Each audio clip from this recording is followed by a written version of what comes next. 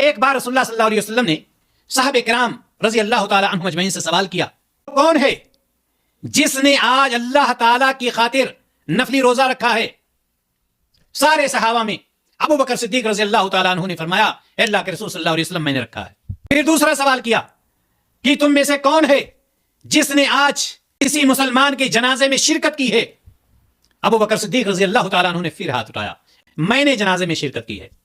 آپ صلی اللہ علیہ وسلم نے تیسرا سوال کیا کہ تم میں سے کون ہے جس نے کسی مسکین کو، فقیر کو آج کھانا کھلایا ہو؟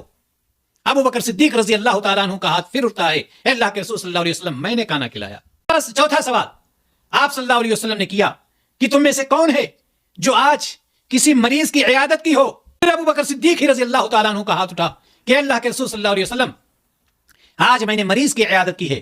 تو آپ صلی اللہ علیہ وسلم نے فرمایا، یہ چاروں خوبیاں جس شخص میں جمع ہو جائیں وہ